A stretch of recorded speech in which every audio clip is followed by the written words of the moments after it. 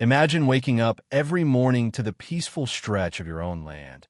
Acres upon acres of rolling fields dotted with wildflowers. A place you grew up knowing every inch of, every trail, every tree, every hidden hollow where deer might rest.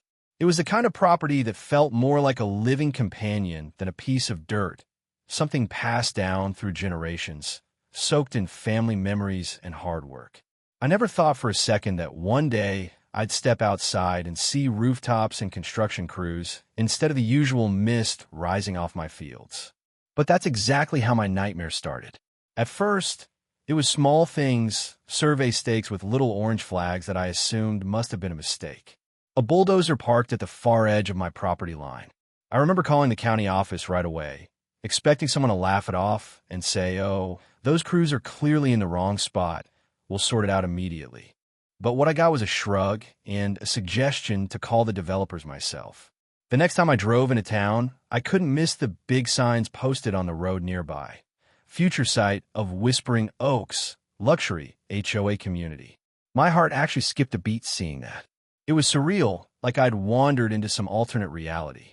The signs showed sprawling roads, 35 new homes, lush green parks, all superimposed right on top of the land I owned.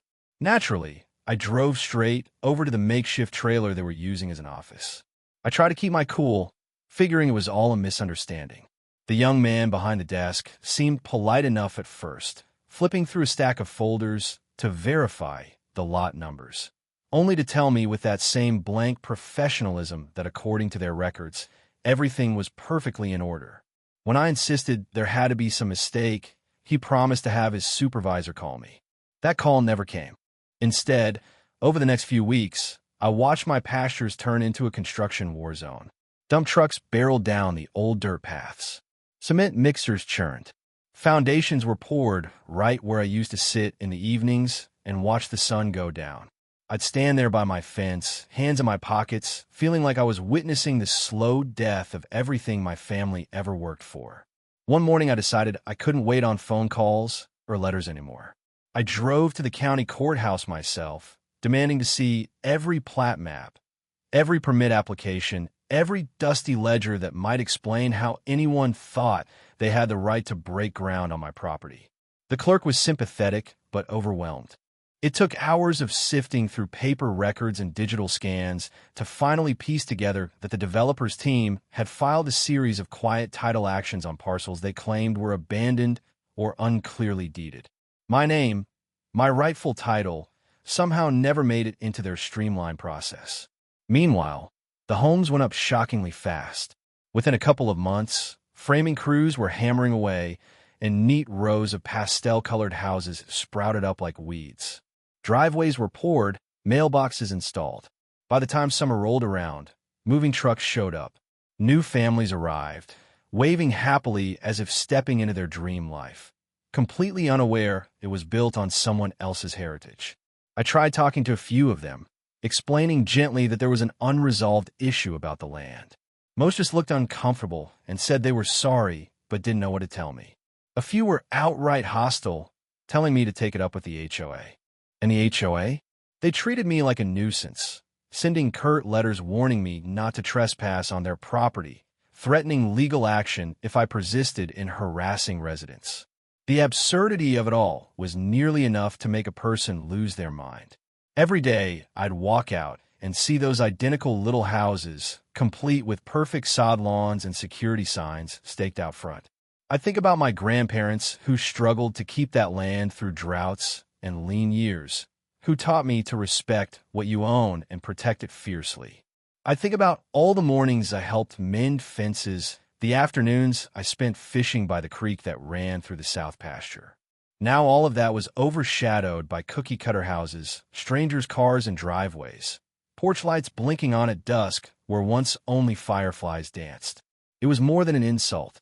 It was a theft of my history, my bloodline's sweat and dreams, replaced by HOA newsletters and playground noise. And every day, as I watched another moving van pull up or a real estate sign get hammered in, a quiet, burning resolve started to build inside me. When I first started digging into how this all came to pass, I expected to find a paper trail full of honest mistakes, clerical errors, maybe some outdated surveys that let lines get blurred over the years. I wanted to believe it was a mess of bureaucracy, not outright theft. But the deeper I looked, the more rotten the whole situation revealed itself to be.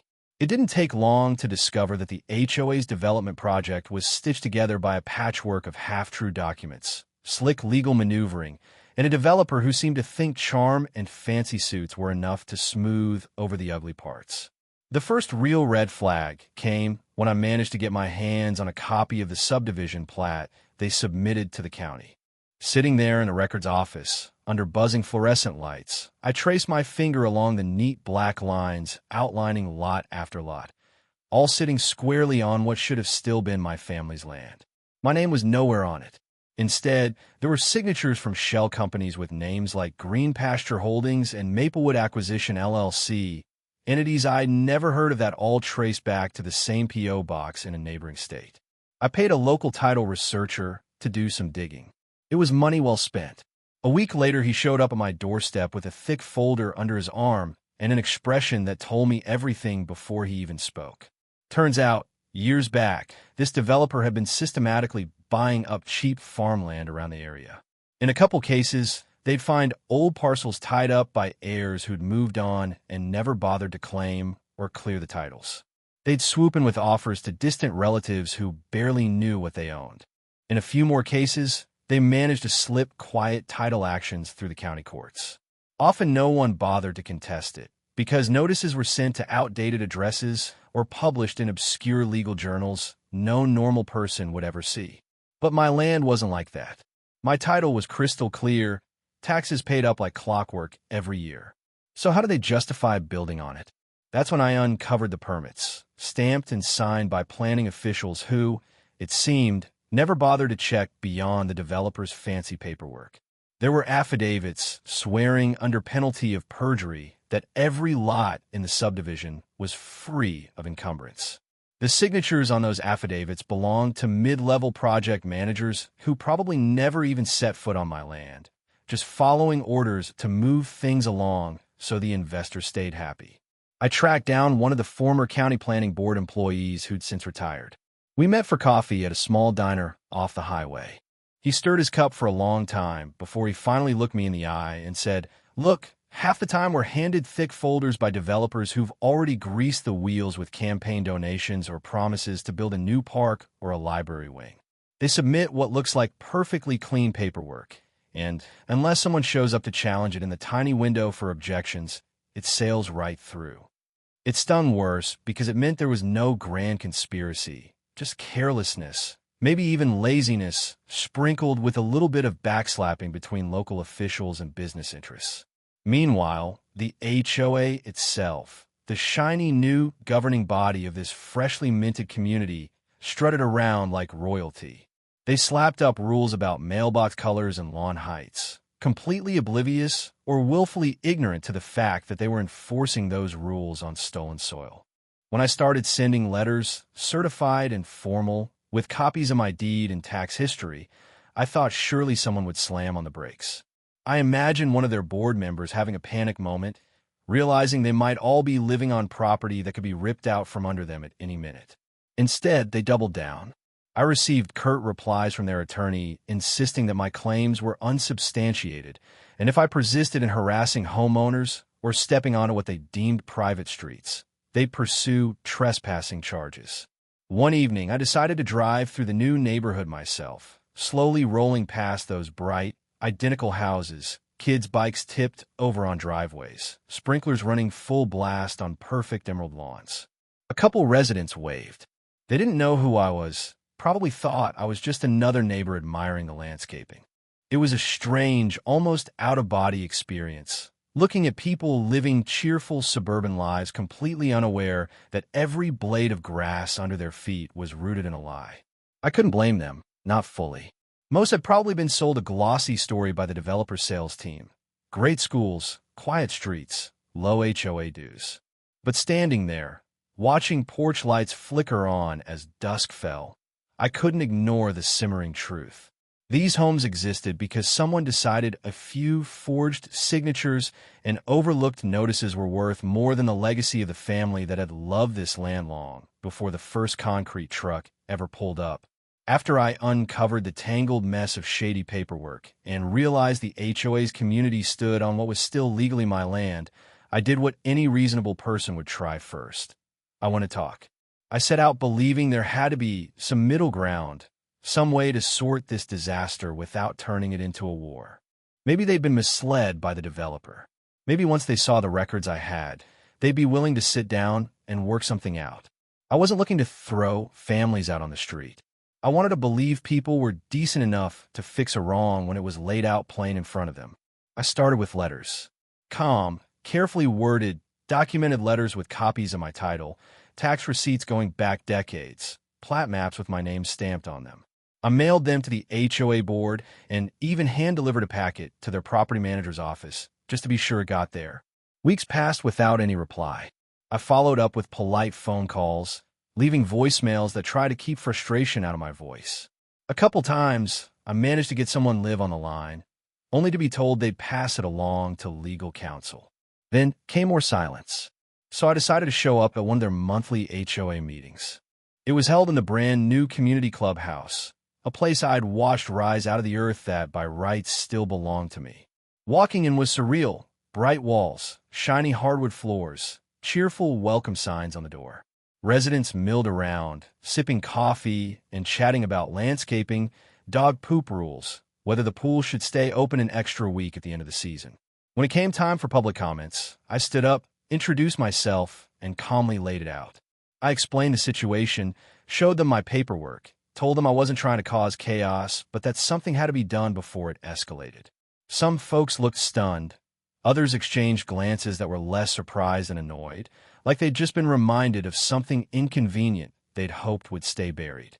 The board president thanked me in a clipped tone and said they'd review the matter and follow up in writing. The letter that finally came back was worse than a flat rejection. It was a smug, lawyer-drafted document essentially telling me that according to their understanding, the matter was closed, and if I attempted to interfere with HOA operations or contacted residents again, they'd pursue legal remedies, including restraining orders and trespass charges. I tried once more to be reasonable. I reached out to their attorney directly, hoping maybe lawyer to lawyer they'd at least be willing to open a dialogue. Instead, I got a curt response stating they stood by their client's position and that I should direct any further communications through formal litigation channels. It was maddening. I knew I was right. The chain of title, the tax rolls, the surveys, all of it proved this community was built in the wrong. But they hid behind their bureaucracy and the shiny new fences, treating me like a crank, trying to shake them down instead of the rightful owner of the very ground under their feet. Then came the threats. I started finding little notices taped to my gate, warning me not to trespass on HOA-maintained property. Once I even returned home to find a sheriff's deputy parked by my barn. The deputy was polite, almost apologetic, said he'd been asked to come by because the HOA claimed I was intimidating residents by patrolling near their homes. I laughed bitterly at that. Imagine being accused of prowling on your own family land. Word started spreading in the community, too. I'd drive past on the old county road and see people stop watering their lawns to stare at my truck. A few times, kids who used to wave at passing cars would run inside instead. I became the local boogeyman in their gossip chain, the unreasonable landowner threatening their perfect suburban dream. It didn't matter that all I'd try to do was solve it peacefully, that I'd given them every chance to meet at the table, look at the documents, and come up with a plan that didn't tear their lives apart. I'd hoped we could figure out easements or compensation or even partial buyouts. Instead, they slammed the door in my face, rallied around their HOA like it was some protective parent, and turned me into the villain of their manicured little world. By then, all my illusions about good faith and neighborly decency were gone. They want to play hardball, fine, but I still held one thing they didn't: the full legal claim to the land, and something far more potent than any cease and desist letter: the stubborn determination of a man who refused to see his family's legacy erased without a fight. It was during one of my long, frustrated walks across the back edge of my property that I remembered the old dam. Strange how memory works. How you can pass by something 1,000 times and barely notice it until suddenly it's all you could think about. I stood there on the bank of the narrow creek that wound its way through the bottomland, staring at the weathered concrete and rust-streaked steel of that dam. My grandfather built it decades ago to help with irrigation during dry spells, back when this was mostly hay fields and pastures for cattle. It hadn't been seriously used in years, though it was still structurally sound. Overgrown with vines and half-forgotten by everyone except me, it sat there quietly holding back a modest reservoir, its sluice gates shut tight against the steady pressure of years of rain. At first, I didn't consider it in any practical sense. It was more like the dam became a symbol, a reminder of who actually shaped this land, who put their sweat and money into taming its quirks. While the HOA built ornamental fountains and little stone entry signs to impress new buyers, my family had once harnessed these waters to grow feed, to keep stock watered, to survive lean years. That dam was a piece of my family's backbone. Still, it didn't take long before the more serious thought crept in. Those homes were built right in the low-lying swale that, in the natural order of things, was prone to seasonal pooling. The developers had tried to pretty it up by grading and putting in storm drains, but anyone with sense could see that much of that neighborhood sat barely above the old floodplain. When my grandfather constructed the dam, it changed the flow downstream, slowing it, spreading it into irrigation channels. If that dam was ever open wide, all that pent-up water would take the most direct route down the gentle slope, and those 35 homes would be first in line to meet it. It almost felt wrong to even think about using it as leverage. I wasn't raised to be spiteful or reckless. I didn't like the idea of harming people who, for the most part, were innocent bystanders caught up in a scheme hatched by a greedy developer and enforced by a clueless HOA board. But the fact was, I'd exhausted every normal option. I tried talking. I tried letters, meetings, official filings. Each time I was treated like a nuisance or a threat to their comfortable illusions. And meanwhile, the HOA sent me more notices, escalated their warnings, tried to paint me as some unstable crank on the verge of violence. One afternoon, I found myself standing at the valve housing of the dam, hands resting on the old wheel. The metal was cold, pitted from decades of exposure. I turned it just an inch to see if it would even budge. It creaked under my grip, but moved. That was all it took to set my mind spinning. I walked back home, sat at the kitchen table, and pulled out the thick folder of deeds and water rights. Sure enough, there it was in black and white. My grandfather secured rights not only to the land, but also to impound and control the flow of water across it. There were even clauses about flood easements that the developer had either overlooked or chosen to ignore when they filed for their building permits. I spent a week after that pulling together everything I might need. Consulted an old friend who did civil engineering work, just to double-check I wouldn't be breaking any state statutes or endangering critical infrastructure. Turns out, managing the water on my own land was entirely within my rights. The only obligations tied to it were a few environmental runoff reporting requirements that hadn't changed since the dam was first registered. The HOA had built their tidy streets and rows of homes right downstream without ever once getting a hydrology survey that accounted for the dam. If they'd bothered to ask, if they'd even tried to work with me instead of stonewalling, it could have been different. As I paced that stretch of creek day after day, running scenarios through my mind, it struck me how careless and arrogant the entire operation had been. They thought because they had pretty paperwork stamped by county offices that it was all untouchable. They believed because they had pristine lawns and a gate code and an HOA newsletter that no one could ever remind them of who actually owned this land or controlled the forces that shaped it. That dam became more than just an old relic from my family's past. It turned into a lever, something that could finally balance the scale after months of being pushed aside and dismissed. It was the one undeniable fact they couldn't ignore or spin with legal threats. Water flowed downhill, obeying gravity and ownership lines written long before any of their houses were dreamed up. And it sat there, quietly waiting, ready to do exactly what it had been built for. When the day finally came that I decided to turn that wheel, there was no big theatrical moment, No dramatic thunder rolling overhead or dark skies gathering. It was actually a bright, calm morning, the kind that would have otherwise tempted me to pour a second cup of coffee and watch the birds flit through the hedgerows. I stood there for a long while on the dam, looking down at the slight shimmer of water pooling behind it, feeling the gentle tug of pressure against the rusted metal. I thought about my grandfather, how many times he must have stood in that same spot, carefully calculating how much flow to release so the crops got what they needed but the pastures didn't flood.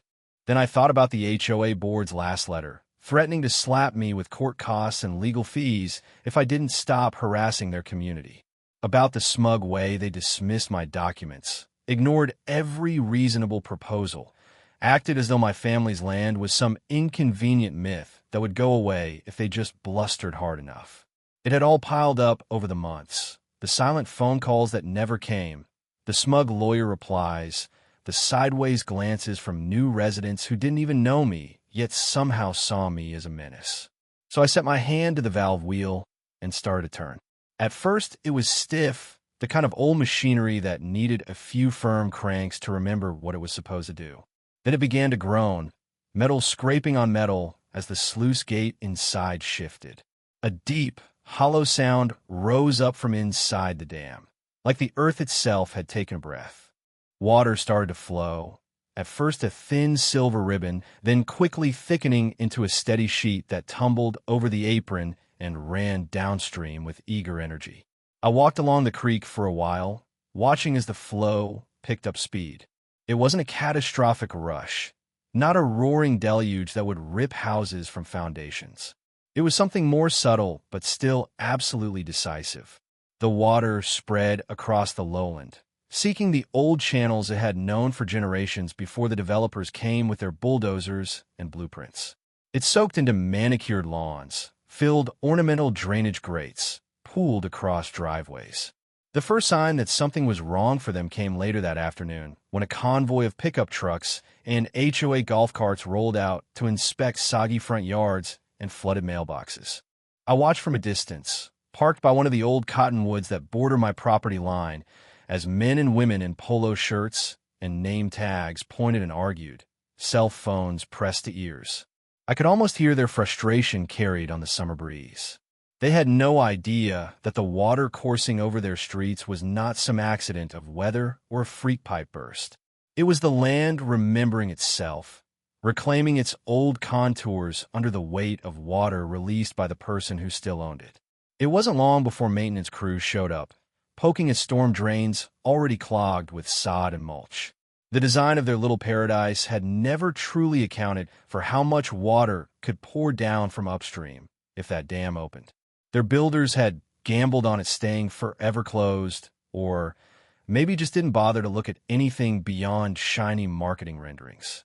They planted delicate imported grasses, laid down fancy stone paths, run irrigation pipes everywhere to keep things lush, never realizing they made the whole neighborhood even more vulnerable when a natural flow decided to return.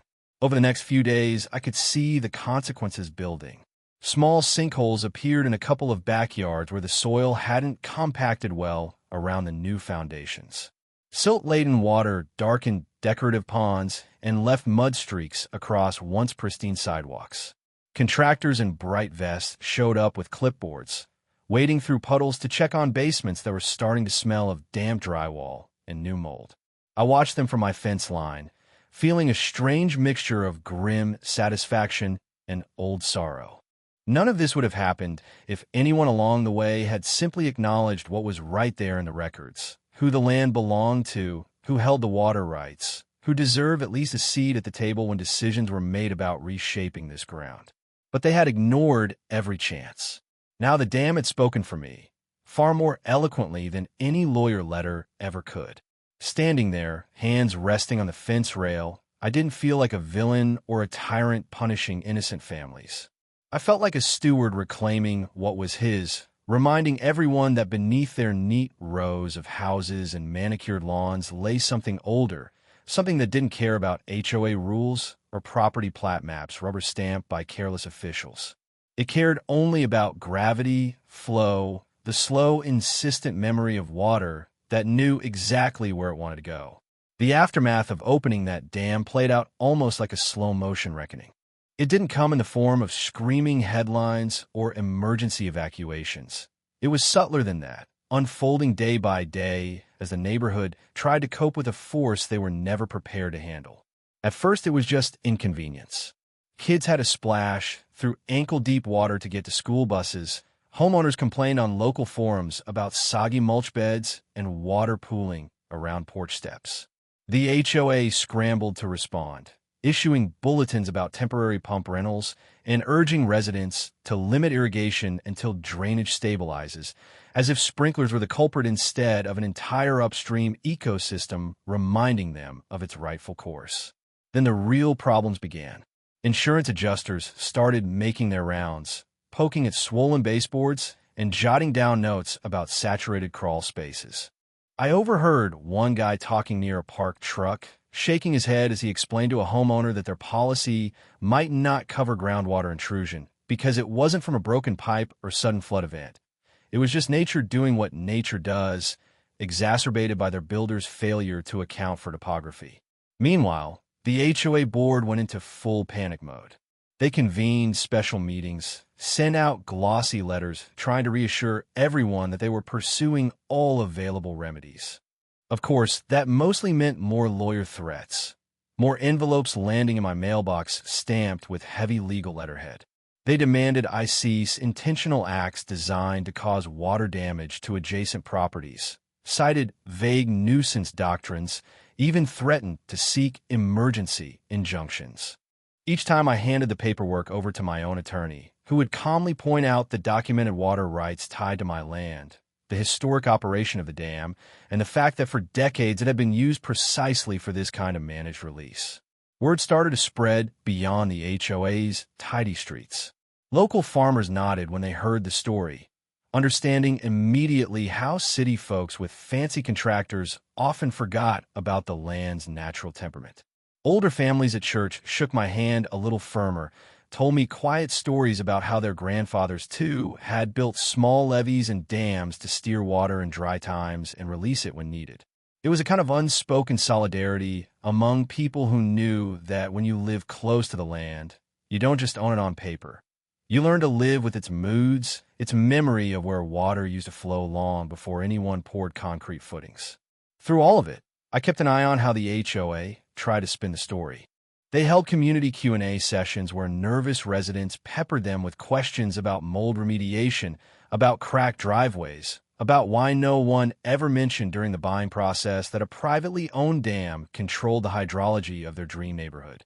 I heard through the grapevine that a couple sales fell through because buyers caught wind of the dispute and didn't want to gamble on insurance hassles down the line.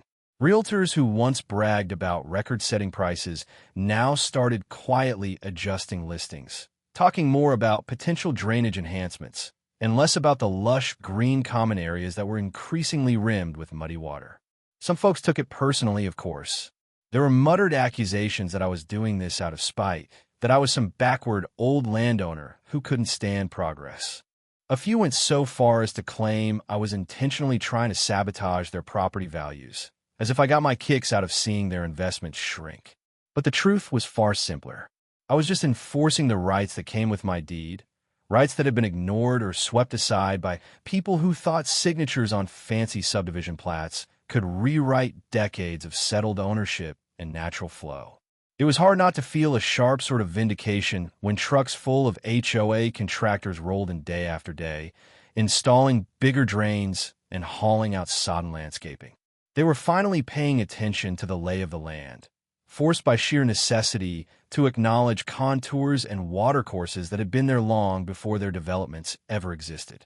Meanwhile, I went about my usual routines, checked the dam every morning, adjusted the flow a notch here or there, kept records like my grandfather once did, simple ledger notes tracking water levels, soil saturation, rainfall.